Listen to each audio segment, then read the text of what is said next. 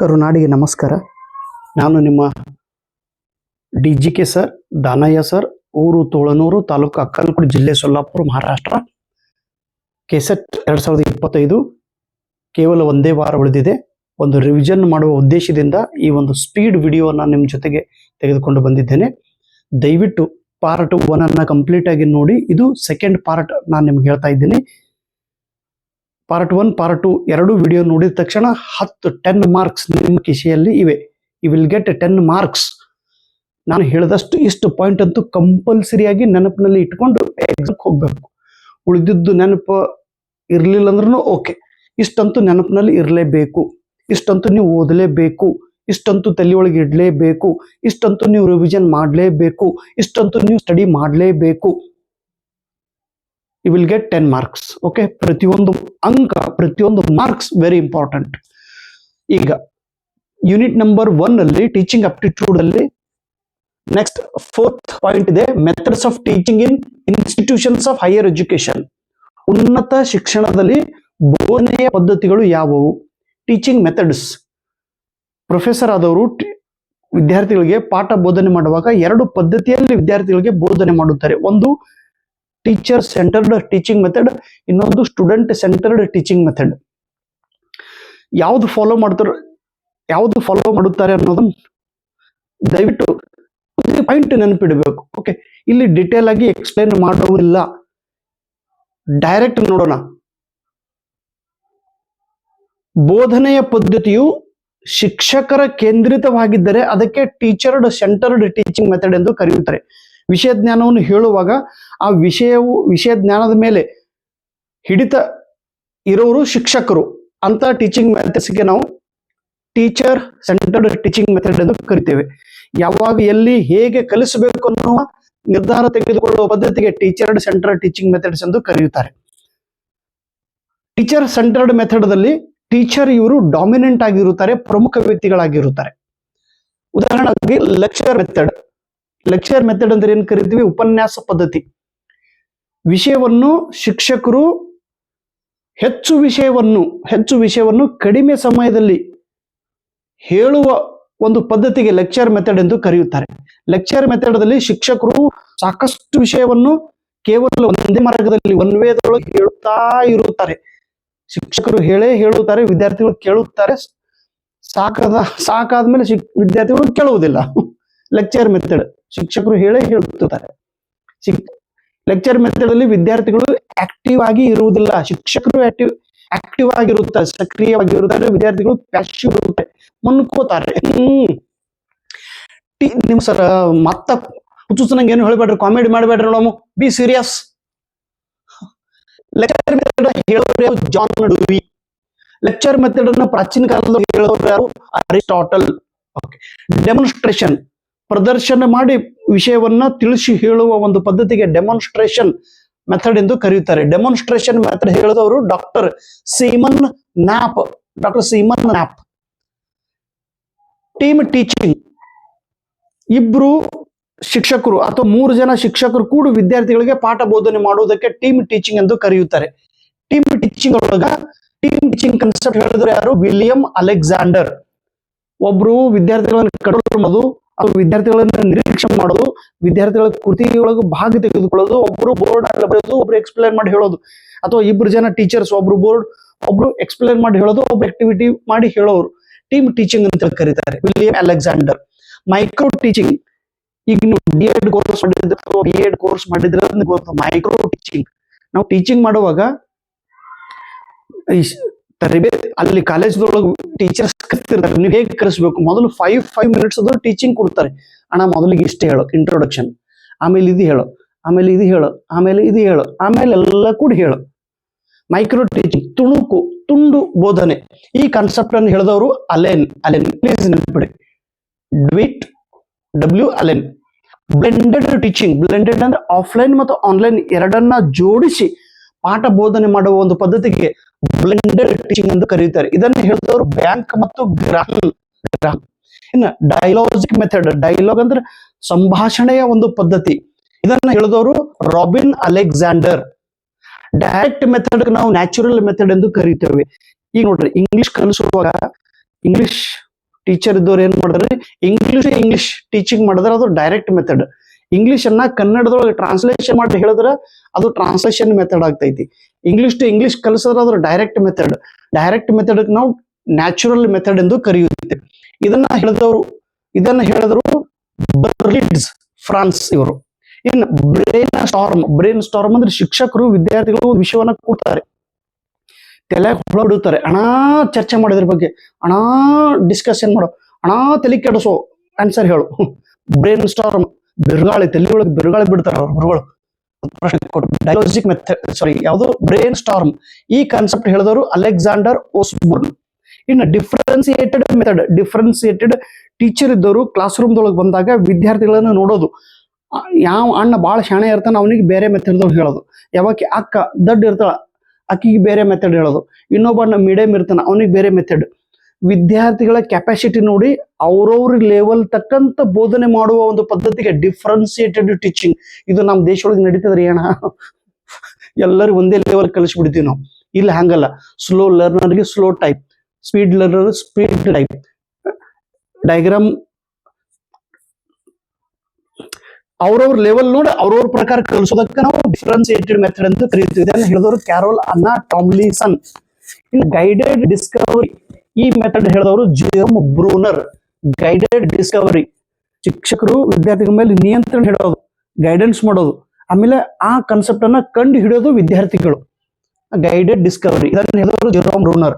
ಇನ್ನು complicated assisted language, ಈ CALL ಅನ್ನುವ ಮೆಥಡ್ ಹೇಳಿದವರು Sidney Pressey. Student centred method ಹಿಂಗ್ ಮಿಕ್ಸ್ಡ್ ಆಗ್ಯಾವ್ರ ಸ್ವಲ್ಪ.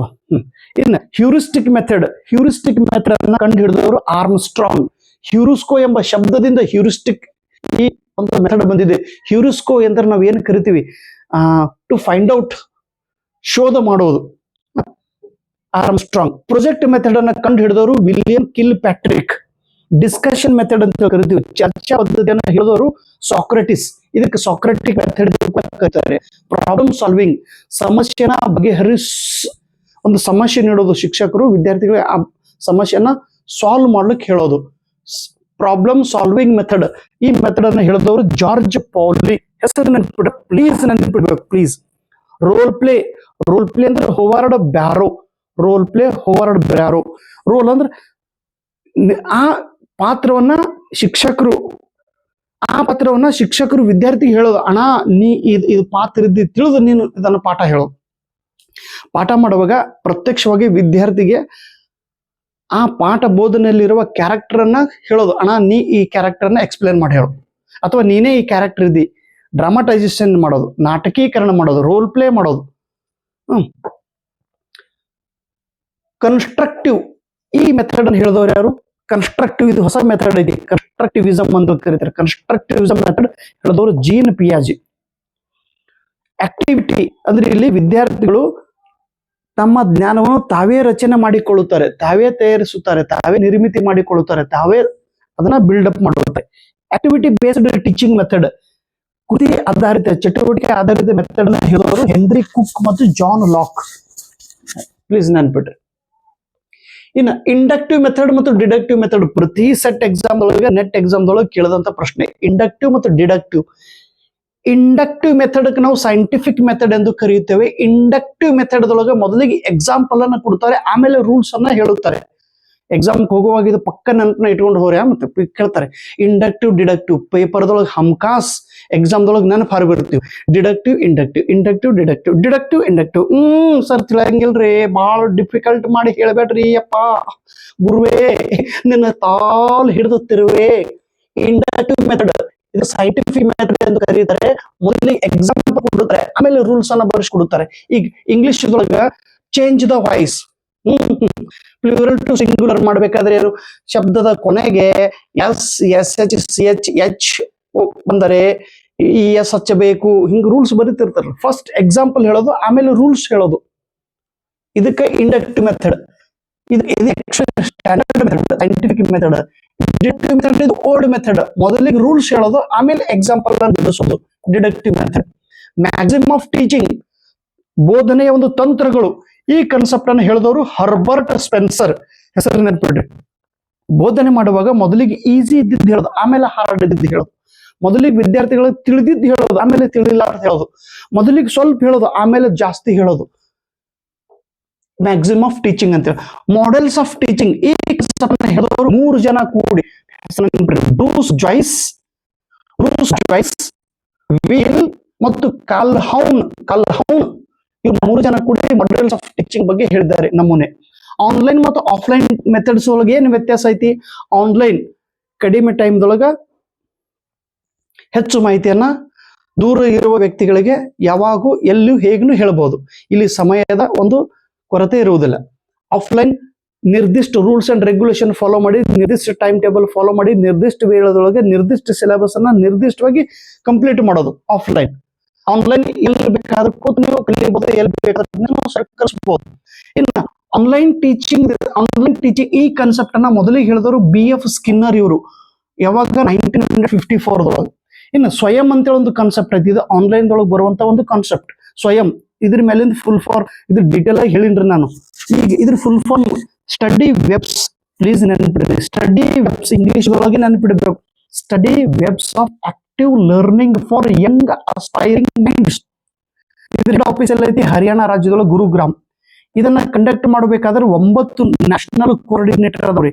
AICTE All India Council of Technical Education, NPTEL, UGC, CEC, NCERT, National Institute of Open School, Indira Gandhi National Open University, Indian Institute of Management Bengaluru, NITTR. ಇವು ಅಷ್ಟು ಸೆಂಟರ್ದವ್ರಿ ಒಂದೊಂದು ಕೆಲಸ ಮಾಡ್ತಿರ್ತಾರ. ಇನ್ನು ಸ್ವಯಂ ಪ್ರಭಾ ಇದೇನೈತಿ? 40 DTH TV ಚಾನೆಲ್ಸ್ಗಳ ಒಂದು ಗುಂಪು. ಫ್ರೀ ಆಗಿ ಭಾರತ ಸರ್ಕಾರದವರು ವಿದ್ಯಾರ್ಥಿಗಳಿಗೆ ಪ್ರತಿ ವಿಷಯವನ್ನ ಕಲಿಸುವಂತ ಟಿವಿ ಚಾನಲ್ಸ್ ಅದಾವ್ರಿ. 40 TV ಚಾನಲ್ಸ್. ಯಾವ ಟಿವಿ ಚಾನಲ್ಸ್ ಯಾವ ಕೆಲಸ ಮಾಡ್ತೈತಿ, ಯಾವ ಸಬ್ಜೆಕ್ಟ್ ಅನ್ನ ಕಲಿಸ್ತೈತಿ ಅನ್ನೋದು ಡೀಟೇಲ್ ಆಗಿ ಹೇಳಿನ್ರಿ ನಾನು. ಬುಕ್ ದೊಳಗೆ ಬರ್ದಿನಿ, ಅದನ್ನ ನೋಡ್ರಿ. ಡೀಟೇಲ್ ಆಗಿ ಬರ್ದಿದ್ದೆ ಬುಕ್ ದೊಳಗೆ ಎಲ್ಲ ಬರ್ದಿನಿ. ಬುಕ್ ಮೊದಲು ಓದ್ಬೇಕು. ಈಗ ನಾನು ಜಸ್ಟ್ ರಿವಿಷನ್ ಹೇಳ್ತಾ ಇದ್ದೀನ್ರಿ. ನೀವು ಅನ್ಬೋದು ಅದನ್ನು ಹೇಳ್ರಿ ಸರ್. ನೋ, ಈಗ ನಾ ಹೇಳೋದು ಜಸ್ಟ್ ಏನ್ ಹೇಳಕತ್ತೀನ್ರಿ. ಇಲ್ಲೆಲ್ಲ ಅದಾವ ನೋಡ್ರಿ, ಯಾವ ಟಿವಿ ಚಾನಲ್ಸ್ ಎದ್ರೊಳಗೆ ಐತಿ. ಇಲ್ಲೆಲ್ಲ ಬುಕ್ ದೊಳಗೆ ಬರ್ದಿನಿ ಅಲ್ಲ ಟಿವಿ ಚಾನಲ್ಸ್ಗಳ ಹೆಸರು ಐತೇನಿಲ್ಲ ನೋಡ್ರಿ. ಈಗ ವಾಗೀಶ್ ಭಾಷೆ, ಸಂಸ್ಕೃತ ಇತಿಹಾಸ, ಪ್ರಬೋಧ ಸಾಮಾಜಿಕ, ಸಾರಸ್ವತಿ ಶಿಕ್ಷಣ, ಪ್ರಬಂಧನ್, ವಿಧಿಕ, ಇವೆಲ್ಲ ಬುಕ್ ದೊಳಗೆ ಡೀಟೇಲ್ ಆಗಿ ಓದ್ಕೋಬೇಕು ನೀವು. ಓಕೆ, ಚಲೋ. Swayam Prabha. In MOOC massive open online courses. ಇದನ್ನ ಈ ಕಾನ್ಸೆಪ್ಟ್ ಹೇಳಿದ್ರು 2006 ಅಲ್ಲಿ. ಸ್ವಯಂ ಪ್ಲಸ್ ಅಂತೇಳಿ ಇನ್ನೊಂದು ಕಾನ್ಸೆಪ್ಟ್ ಬಂದಿದೆ 2024 ಹೋದ ವರ್ಷನ ಇದ್ರ ಬಗ್ಗೆ ಹೇಳಿದ್ದಾರೆ. ಏನಿದು? ವಿದ್ಯಾರ್ಥಿಗಳಿಗೆ ಯಾವ ಕೋರ್ಸ್ ಅನ್ನ ಕಲಿಸೋದು? Industry related. ವಿದ್ಯಾರ್ಥಿ ಆ ಕೋರ್ಸ್ ಮುಗಿದ ತಕ್ಷಣ ಅವ್ನು ಹೋಗಿ ಜಾಯಿನ್ ಮಾಡ್ಬೇಕು ಡ್ಯೂಟಿಗೆ. ಇಂಡಸ್ಟ್ರಿ ಔದ್ಯೋಗಿಕ ಸಂಬಂಧಪಟ್ಟಂತ ಕೋರ್ಸ್ ಅನ್ನ ವಿದ್ಯಾರ್ಥಿಗೆ ಕಲಿಸೋದು. ಮೊದಲಿಗೆ ಯಾವ ಕೋರ್ಸ್ ಕಲಿಸ್ಬೇಕು ಈ ವಿದ್ಯಾರ್ಥಿಗೆ ಸಮಾಜದೊಳಗೆ ನೋಡೋದು. ಇವನಿಗೆ ಯಾವ ಇಂಡಸ್ಟ್ರಿ ಔದ್ಯೋಗಿಕ ಯಾವ ಪ್ರಕಾರದ ವಿದ್ಯಾರ್ಥಿ ಹೊರಗೆ ಬೇಕು ಅನ್ನೋದು ಇಂಡಸ್ಟ್ರಿದವರು ಯೂನಿವರ್ಸಿಟಿಗೆ ಹೇಳ್ಬೇಕು. ಆ ಯೂನಿವರ್ಸಿಟಿಯವರು ಅಂದ್ರೆ ಇವ್ರಿಗೆ ಹೇಳ್ಬೇಕು. ಇವರು ಅದೇ ಪ್ರಕಾರದ ಕೋರ್ಸ್ ಅನ್ನ ಕಲಿಸುತ್ತಾರೆ. ಇಂಡಸ್ಟ್ರಿ ರಿಲೇಟೆಡ್ ಕೋರ್ಸ್ಗಳನ್ನ ಕಲಿಸುವ ಒಂದು ಪದ್ಧತಿ ಇದೆ. Teaching support system. ಶಿಕ್ಷಕರು ವಿದ್ಯಾರ್ಥಿಗಳಿಗೆ ಜ್ಞಾನ, ಕೌಶಲ್ಯ, ಮೌಲ್ಯಗಳನ್ನು ಕಲಿಸುವಾಗ ಟ್ರೆಡಿಷನಲ್ ಪದ್ಧತಿಯಿಂದ ಕಲಿಸುತ್ತಾರೆ. ಇದಕ್ಕೆ ಟ್ರೆಡಿಷನಲ್ ಪದ್ಧತಿ ಒಳಗ ಬೋರ್ಡ್, ಬ್ಲಾಕ್ ಬೋರ್ಡ್. ಟ್ರೆಡಿಷನಲ್ ಪದ್ಧತಿ ಒಳಗೆ ಗುರು ಇರ್ತಿದ್ರಿ. ಟ್ರೆಡಿಷನಲ್ ಪದ್ಧತಿ ಒಳಗ ಕಂಪ್ಲೀಟ್ ಒಂದು ಮ್ಯಾಪ್ ತೋರಿಸಿದ್ರು. ಜಾಗೃತಿದೊಂದು ಮ್ಯಾಪ್ ಹಾಕಿ ಪಾಠ ಮಾಡ್ತಿದ್ರು. ಟ್ರೆಡಿಷನಲ್ ಪದ್ಧತಿ. ಮಾಡರ್ನ್ ಒಳಗೆ ಮಾಡರ್ನ್ ಪದ್ಧತಿ.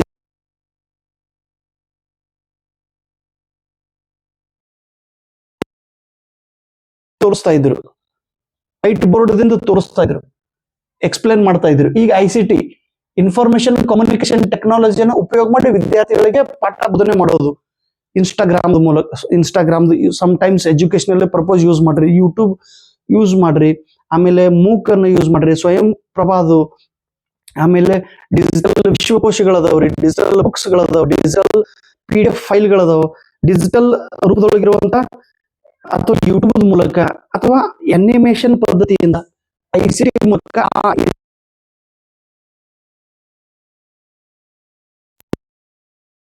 ಫಾಲ್ಸ್ ಅನ್ನು ನೋಡಿದೇವೇನ್ರಿ? ಇಲ್ಲ. ನಯಾಗಾರದೊಳಗೆ ಆ ದೃಶ್ಯವನ್ನು ತೋರಿಸ್ಬೇಕಾದ್ರೆ ಡೈರೆಕ್ಟ್ ಆ ವಿಡಿಯೋನ ನಾವು ಹುಡುಗರಿಗೆ ತೋರಿಸೋದು, ICT ಮೂಲಕ ವಿಷಯ ಜ್ಞಾನವನ್ನು ಕಲಿಸೋದು. ಇವ್ಯಾಲ್ಯೂಯೇಷನ್ ಸಿಸ್ಟಮ್, ಮೌಲ್ಯಮಾಪನ ಪದ್ಧತಿ. ಶಿಕ್ಷಕರು ವಿದ್ಯಾರ್ಥಿಗಳಿಗೆ ವಿಷಯ ಜ್ಞಾನವನ್ನು ಕಲಿಸಿದಾಗ, ಜ್ಞಾನ ಕೌಶಲ್ಯ ಮೌಲ್ಯಗಳನ್ನು ಕಲಿಸಿದಾಗ ವಿದ್ಯಾರ್ಥಿ ಎಷ್ಟು ಅದನ್ನ ಅಂಡರ್ಸ್ಟ್ಯಾಂಡಿಂಗ್ ಮಾಡಿಕೊಂಡಿದ್ದಾನೆ ಅನ್ನೋದನ್ನ ಪರೀಕ್ಷೆ ಮಾಡುವ ಸಲುವಾಗಿ ಈ ಮೌಲ್ಯಮಾಪನ ಮಾಡುತ್ತಾರೆ. ಇವ್ಯಾಲ್ಯೂಯೇಷನ್ ರಾಲ್ಫ್ ಟೇಲರ್ ಪರೀಕ್ಷೆದೊಳಗೆ ಪ್ರಶ್ನೆ ಕೇಳುತ್ತಾರೆ. ರಾಲ್ಫ್ ಟೇಲರ್ ಈತನಿಗೆ ಮೌಲ್ಯಮಾಪನದ ತಂದೆ ಎಂದು ಕರೆಯುತ್ತಾರೆ. Father of evaluation. ಅನ್ಬಿಟ್ರಿ ಮೈಕಲ್ ಸ್ಕ್ರೀವರ್ ಇವರು ಇವ್ಯಾಲ್ಯೂಯೇಷನ್ ಒಳಗೆ 2 ಹೊಸ ಟರ್ಮ್ಸ್ ನ ಯೂಸ್ ಮಾಡಿದ್ದಾರೆ. ಒಂದು ಫಾರ್ಮೇಟಿವ್ ಇವ್ಯಾಲ್ಯೂಯೇಷನ್, ಇನ್ನೊಂದು ಸಬ್ಮಿಟಿವ್ ಇವ್ಯಾಲ್ಯೂಯೇಷನ್. ಪ್ರತಿ ಸೆಟ್ ಎಕ್ಸಾಮ್ದೊಳಗೆ, ಪ್ರತಿ ನೆಟ್ ಎಕ್ಸಾಮ್ದೊಳಗೆ ಕೇಳಿದಂತ ಪ್ರಶ್ನೆ ಫಾರ್ಮೇಟಿವ್ ಇವ್ಯಾಲ್ಯೂಯೇಷನ್. ಫಾರ್ಮೇಟಿವ್ ಇವ್ಯಾಲ್ಯೂಯೇಷನ್ ಎಂದರೆ ಶಿಕ್ಷಕರು ವಿದ್ಯಾರ್ಥಿಗಳಿಗೆ ಪಾಠ ಬೋಧನೆ ಮಾಡುವಾಗ, ಕಲಿಸುವಾಗನೇ ಆನ್ ಟೀಚಿಂಗ್ ಮಾಡುವಾಗನೇ ವಿದ್ಯಾರ್ಥಿಗಳು ವಿಷಯ ಜ್ಞಾನ ತಿಳಿದಾಯ್ತು ತಿಳಿದಿಲ್ಲ ಅನ್ನೋದನ್ನ ಚೆಕ್ ಮಾಡೋ ಸಲುವಾಗಿ ಈ ಫಾರ್ಮೇಟಿವ್ ಇವ್ಯಾಲ್ಯೂಯೇಷನ್ ಪದ್ಧತಿಯನ್ನ ಉಪಯೋಗ ಮಾಡ್ತಾರೆ. ಬರ್ರಿ ವಿಡಿಯೋ ಈ ಯೂಟ್ಯೂಬ್ ನಿನ್ ಮಾತು ಕೇಳಿ ಸ್ಟಾರ್ಟ್ ಮಾಡಿ. ಎಲ್ಲರೂ ನಮಸ್ಕಾರ ಅನ್ರಿ. ಬರ್ರಿ ನಮ್ ಚಿನ್ನು ಒಂಜರ ಆಡ್ಲಿಕ್ಕೆ ಹೋಗ್ಯಾಡ್ರಿ. ಅಭ್ಯಾಸ. Okay, good. Formative during class room. ಶಿಕ್ಷಕರು ಕ್ಲಾಸ್ ರೂಮ್ದೊಳಗನೆ ಪಾಠ ಕಲಿಸುವಾಗನೇ ವಿದ್ಯಾರ್ಥಿಗಳಿಗೆ ಪ್ರಶ್ನೆ ಕೇಳೋದು, ತಿಳಿದೋದು ತಿಳಿದಿಲ್ಲ ಅಂತ ತಿಳ್ಕೊಂಡು. ಡ್ಯೂರಿಂಗ್ ಕ್ಲಾಸ್ ರೂಮ್, ಇದಕ್ಕೆ ಫಾರ್ಮೇಟಿವ್ ಇವ್ಯಾಲ್ಯೂಯೇಷನ್ ಎಂದು ಕರೆಯುತ್ತಾರೆ. ಸಮೇಟಿವ್, ಒಂದು ಕೋರ್ಸ್ ಕಂಪ್ಲೀಟ್ ಆದ ನಂತರ ವಿದ್ಯಾರ್ಥಿಗಳಿಗೆ ಆ ವಿಷಯ ಜ್ಞಾನವನ್ನು ಚೆಕ್ ಮಾಡಿ ನೋಡೋದು, ಆ ವಿಷಯ ಜ್ಞಾನವನ್ನು ತಿಳಿದೈತೋ ಇಲ್ಲೋ. ಈಗ 6 ಮಂತ್ ಸೆಮೆಸ್ಟರ್ ಎಕ್ಸಾಮ್ ಮುಗಿದ ನಂತರ ಎಕ್ಸಾಮ್ ತೆಗೆದುಕೊಳ್ಳೋದು, 6 ತಿಂಗಳು ಏನೇನು ಕಲಿಸಿದ್ವಿ ವಿದ್ಯಾರ್ಥಿಗೆ ಅದು ತಿಳಿದೈತೋ ಇಲ್ಲೋ ಚೆಕ್ ಮಾಡೋದು. ವಾರ್ಷಿಕ ಪರೀಕ್ಷೆ at the end of course. ಇನ್ನು CCE, continuous comprehensive evaluation. Continuous, ಸತತವಾಗಿ. ಕಾಂಪ್ರಿಹೆನ್ಷನ್, ಅವನಿಗೆ ತಿಳಿದೈತೋ ನಿಲ್ಲೋ. Continuous and comprehensive evaluation. ಈ ಕಾನ್ಸೆಪ್ಟ್ 2009ರಲ್ಲಿ ಹೇಳಲಾಗಿದೆ. ಅವಾಗ RTE ಆಕ್ಟ್ ಬಂತು. RTE ಆಕ್ಟ್ ಅದ ಮೂಲಕ ರೈಟ್ ಟು ಎಜುಕೇಶನ್ ಇಂಪ್ಲಿಮೆಂಟ್ ಮಾಡ್ತಾರಲ್ಲ, ಅವಾಗಲಿಂದ CCE ಈ ಪದ್ಧತಿಯನ್ನ ದೇಶದಲ್ಲಿ ಅಳವಡಿಸಿಕೊಳ್ಳಲಾಗಿದೆ. ಈಗ ಡಯಾಗ್ನೋಸ್ಟಿಕ್ ಇವ್ಯಾಲ್ಯೂಯೇಷನ್. ಡಯಾಗ್ನೋಸ್ಟಿಕ್ ಅಂದ್ರೆ ವಿದ್ಯಾರ್ಥಿಗಳಿಗೆ ಪಾಠ ಹೇಳುವಾಗ ಮೊದಲಿಗೆ ಅವನಿಗೆ ಎಲ್ಲಿ ಡಿಫಿಕಲ್ಟ್ ಐತೆ ಅನ್ನೋದು ನೋಡೋದು, ಡಯಾಗ್ನೋಸ್ ಮಾಡೋದು. ಈಗ ದವಾಖಾನಿಗೆ ಹೋದಾಗ ನಮ್ಗೆ ಡಯಾಗ್ನೋಸ್ ಮಾಡಿ ಆಮೇಲೆ ಟ್ರೀಟ್ಮೆಂಟ್ ಕೊಡ್ತಿರ್ತಾರೆ. ಹಂಗ ವಿದ್ಯಾರ್ಥಿಗೆ ಪಾಠ ಬೋಧನೆ ಮಾಡುವಾಗ ಅವನಿಗೆ ಡಯಾಗ್ನೋಸಿಸ್ ಮಾಡೋದು, ಅವನನ್ನ ಪರೀಕ್ಷೆ ಮಾಡೋದು. ಅವನಿಗೆ ಎಷ್ಟು ತಿಳಿದೈತಿ ಇಲ್ಲಿ ತನಕ, ಅವನಿಗೆ ಏನ್ ತಿಳಿತಾ ಇಲ್ಲ, ಅವನಿಗೆ ಏನ್ ತಿಳಿಸಿ ಹೇಳಬೇಕು ಅನ್ನೋದು ನೋಡೋದು. Diagnostic evaluation. ಡಿಫಿಕಲ್ಟಿ ಐಡೆಂಟಿಫೈ ಮಾಡಿ ಅದನ್ನ ಒಂದು ಪರೀಕ್ಷೆ ತೆಗೆದುಕೊಳ್ಳೋದು. Objective test. ಈ ಕಾನ್ಸೆಪ್ಟ್ ಆಬ್ಜೆಕ್ಟಿವ್ ಟೆಸ್ಟ್ ಅದ ತಂದೆ ಬೆಂಜಮಿನ್ ವುಡ್. ನೆನಪಿಟ್ಟಿದೆ, ರಾಜಸ್ಥಾನ್ ಸೆಟ್ ಎಕ್ಸಾಮ್ ಕೇಳಿದ ಪ್ರಶ್ನೆ ಐತಿ. ಆಬ್ಜೆಕ್ಟಿವ್ ಟೆಸ್ಟ್ ಇದನ್ನ ಪಾಪ್ಯುಲರೈಸ್ ಮಾಡಿದವರು Christopher Solo. Ipsative test NET exam ಕೇಳಿದ ಪ್ರಶ್ನೆ. ಸೆಲ್ಫ್ ಕಂಪ್ಯಾರಿಸನ್, ಪ್ರೆಸೆಂಟ್ ಪರ್ಫಾರ್ಮೆನ್ಸ್, ಈ ವ್ಯಕ್ತಿ ಹೇಗೆ ಅನ್ನೋದನ್ನ ಚೆಕ್ ಮಾಡುವ ಸಲುವಾಗಿ ಪಾಸ್ಟ್ ಪರ್ಫಾರ್ಮೆನ್ಸ್ ಇಸ್ ಕನ್ಸಿಡರ್ಡ್. ಹಿಂದೆ ಮಾಡಿದ ಒಂದು ಚಟುವಟಿಕೆ ಆಧಾರದ ಮೇಲಿಂದ ವ್ಯಕ್ತಿಯ ಮೌಲ್ಯಮಾಪನ ಮಾಡುವುದಕ್ಕೆ ಇಪ್ಸೆಟಿವ್ ಟೆಸ್ಟ್ ಎಂದು ಕರೆಯುತ್ತಾರೆ. ಸೆಲ್ಫ್ ಕಂಪ್ಯಾರಿಸನ್, ಮೊದಲು ಹೇಗಿದ್ದ ಅದನ್ನು ಮೊದಲು ಬಹಳ ಚೆನ್ನಾಗಿದ್ರಿ, ಈಗ ಮೊದಲು ಬರ್ತಿದ್ರಿ, ಈಗ ಒಂದು 4 ಹಿಂದಿನ ಪರ್ಫಾರ್ಮೆನ್ಸ್ ನೋಡಿ ಆತನ ಚೆಕ್ ಮಾಡೋದು, ಆತ ಕೌಶಲ್ಯ ಕಂಡುಹಿಡಿಯೋದಕ್ಕೆ ಇಪ್ಸೆಟಿವ್ ಟೆಸ್ಟ್ ಎಂದು ಕರೆಯುತ್ತಾರೆ. CBCS, choice based credit system. ಈ ಕಾನ್ಸೆಪ್ಟ್ ಅನ್ನ UGCದವರು 2015 ಒಳಗೆ ಹೇಳಿದ್ದಾರೆ. ಇದರಲ್ಲಿ ಗ್ರೇಡ್ ಸಿಸ್ಟಮ್ ಪದ್ಧತಿಯನ್ನು ತಂದಿದ್ದಾರೆ. CGPA, cumulative grade point average.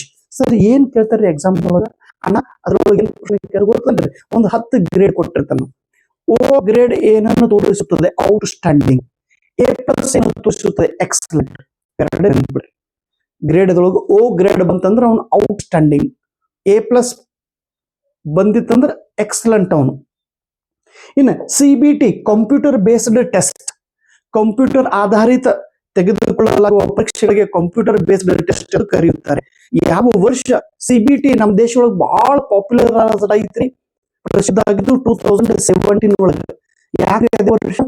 2017 ದೇಶದೊಳಗೆ ನ್ಯಾಷನಲ್ ಟೆಸ್ಟಿಂಗ್ ಏಜೆನ್ಸಿ NTA ಈಗ ನೆಟ್ ಎಕ್ಸಾಮ್ ನೆಟ್ ಅಥವಾ ನೀಟ್ ಎಕ್ಸಾಮ್ ಬಾರಾವಿ PUC ಪಾಸ್ ಆದ ನಂತರ ಮೆಡಿಕಲ್ ಎಂಟ್ರೆನ್ಸ್ ಎಕ್ಸಾಮ್ ಹುಡುಗರು ಬರೆದಿರ್ತಾರೆ MBBS ಅದ್ರ ಇವ್ರು NTA ನ್ಯಾಷನಲ್ ಟೆಸ್ಟಿಂಗ್ ಏಜೆನ್ಸಿ ಇದರ ಸ್ಥಾಪನೆ ಆದ ನಂತರ ಇವರು CBT ಮೂಲಕ ಎಕ್ಸಾಮ್ಗಳನ್ನ ತೆಗೆದುಕೊಳ್ಳಲು ನಿರ್ಧಾರ ಮಾಡಿದ್ದಾರೆ. ಸೊ ಈ ರೀತಿ ನಾನು ನಿಮಗೆ ಏನ್ ಹೇಳಿದ್ರೆ ಕೇವಲ ರಿವಿಷನ್ ಪರ್ಪಸ್ಗಾಗಿ ಹೈಲೈಟ್ಸ್ ಪಾಯಿಂಟ್ಸ್ ಗಳನ್ನ ಹೇಳಿದ್ದೇನೆ. ದಯವಿಟ್ಟು ಎಲ್ಲ ಪಾಯಿಂಟ್ ನಾವೆಲ್ಲ ಜ್ಞಾನದಲ್ಲಿ ಇಟ್ಟುಕೊಳ್ಳಬೇಕು.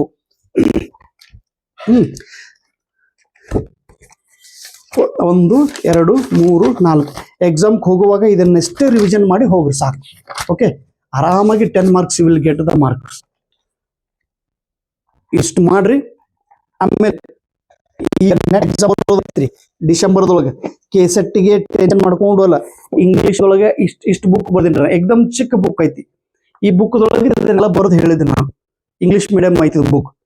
ಆಮೇಲೆ ಇವೆರಡು ಕ್ವಶನ್ ಬ್ಯಾಂಕ್ ಅದಾವ್ರಿ, ವ್ಯಾಲ್ಯೂಮ್ 1 ವ್ಯಾಲ್ಯೂಮ್ 2 ಇಂಗ್ಲಿಷ್ದೊಳಗೆ. ನೆಟ್ ಎಕ್ಸಾಮ್ ಸಲುವಾಗಿ ಎರಡು ಬುಕ್ ಅನ್ನ ನೀವು ಕಂಪಲ್ಸರಿ ರೆಫರ್ ಮಾಡಬೇಕು. ಒಂದ್ಸಲ KSET ಪಾಸ್ ಆದ್ರೆ ನಿಮ್ ಲೈಫ್ ಚೇಂಜ್ ಆಗ್ತದೆ. ಇದು ಒಂದು ನಿಮ್ಗೆಲ್ಲರಿಗೂ ಗೊತ್ತೈತಿ. ಈ ಬುಕ್ ಇದು ಕನ್ನಡ ಮೀಡಿಯಂ ಬುಕ್ ಐತಿ. ಈ ಬುಕ್ ಅನ್ನು ನಾನು ನಿಮ್ಗೆಲ್ಲರೂ ಓದ್ರಿ ಅಂತ ಹೇಳಿದ್ದೆ. ನಾನು ಫ್ಯಾಸಿಲಿಟಿ ಮಾಡಿ ಕೊಟ್ಟಿದ್ದೆ.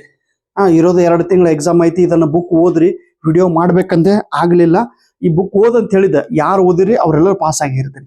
ಇದು ನಮ್ಮನೆ ಬರೆದಿದ್ದು ಒಂದು ಬುಕ್ ಕ್ವಶನ್ ಬ್ಯಾಂಕ್. ಈ ಚಾಪ್ಟರ್ ಈ ಬುಕ್ ಆಧಾರ ಮೇಲೆ ನೀವೆಲ್ಲ ಕ್ವಶನ್ ಅದ ಇದ್ರೊಳಗೆ. ಈ ಬುಕ್ ಅನ್ನ ಸಾಕಷ್ಟು ವಿದ್ಯಾರ್ಥಿಗಳು ನನ್ನ ಕಡೆಯಿಂದ ತೆಗೆದುಕೊಂಡಿದ್ದೀರಿ.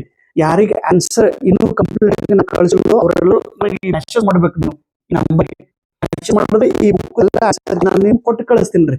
ಓಕೆ, ನಿನ್ನಿಂತೆಲ್ಲ ನೋಡ್ರಿ, ಒಂದು ಚಾಪ್ಟರ್ ಇಂದ ಎಷ್ಟು ಕ್ವಶನ್ಸ್ ಅದಾವ ನೋಡ್ರಿ. ಬೋಧನೆಯ ಸಾಮರ್ಥ್ಯ ಈ ಬುಕ್ದೊಳಗ ಎಷ್ಟು ಕ್ವಶನ್ ಅದಾವ ನೋಡ್ರಿ. ಎಷ್ಟು ಕ್ವಶನ್ ಅದ ಗೊತ್ತವನು ಬೇರೆ 597. ಇದೇನ್ ಲೆಕ್ಚರ್ ಕೇಳಿ ಈ ಲೆಕ್ಚರ್ ಆಧಾರದಿಂದ ಎಲ್ಲ 500 ಕ್ವಶನ್ ಅನ್ನ ಒಂದ್ಸಲ ಬಿಡಿಸ್ ನೋಡ್ರಿ ತಮ್ಮ. ಓದೋದು ಹಂಗ ಓದೋದಲ್ಲ, ಫುಲ್ ಇನ್ವಾಲ್ವ್ಮೆಂಟ್ ಓದಿದ್ರೆ ನಿಮ್ಗೆ ರಿಸಲ್ಟ್ ಬರೋದು. ಇದನ್ನೆಲ್ಲ ಒಂದ್ಸಲ ಒಂದು ರಿವಿಷನ್ ಮಾಡ್ರಿ ಎಲ್ಲ ಕ್ವಶನ್ಸ್. ಸರ್ ಟೈಮ್ ಇಲ್ಲರಿ, ಇದನ್ನೆಲ್ಲ ಟೈಮ್ ಇಲ್ಲ ಅಂದ್ರೆ ಇದನ್ನ ಮಾಡ್ಬೇಡ್ರಿ. ಈ ಬುಕ್ ಅಂತ ಆಲ್ರೆಡಿ ನೀವು ಓದಿರಿ ಅಂತ ತಿಳಿದು ನಾನು ಈ ವಿಡಿಯೋನ ಮಾಡಿದ್ದೇನೆ. ಓಕೆ, ಥ್ಯಾಂಕ್ ಯು, ನಮಸ್ಕಾರ.